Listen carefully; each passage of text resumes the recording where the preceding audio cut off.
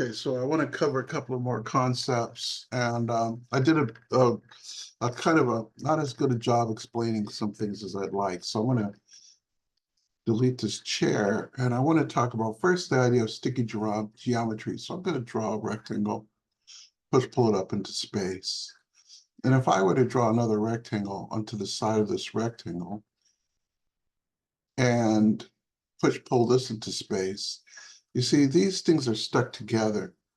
If I move one, I move the other. I can't move, as I select this shape, I can't move one of these without it moving the other because they're snapped together. Every time you draw on a face, it sticks to the other face. So let me step backwards. So often what you'll do is isolate geometry. And when you isolate geometry, you either isolate it as making it into a group.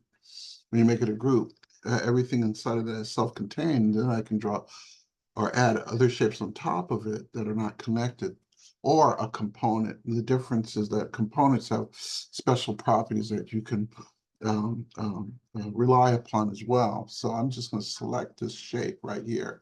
I'm going to go to edit and I'm going to choose make group.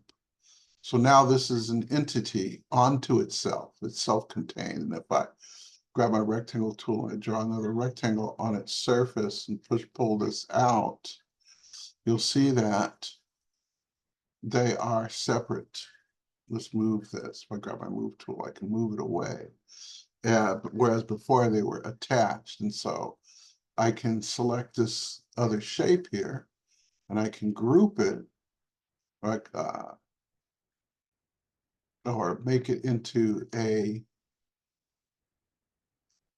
component or a group as well. Object, make group.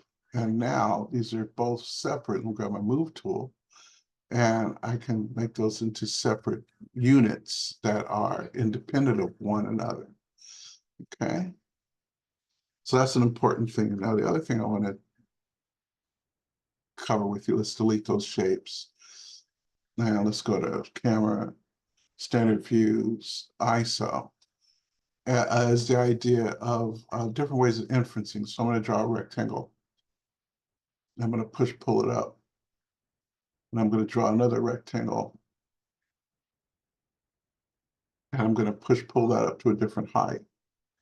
And what I want to do is I want these two rectangles to be the same height. So if I select the top and drag it over, it will snap to the height of the other rectangle. And that's one of the ways I can inference. So I could do the same thing with the sides or the top or the bottom. If I click and drag, find the other edge and reference that. So that makes it very easy to make shapes that are equal. Okay. So those are a couple of things I want to talk about. One is the sticky geometry, and then another way to inference using the push-pull tool. Okay. We'll stop here.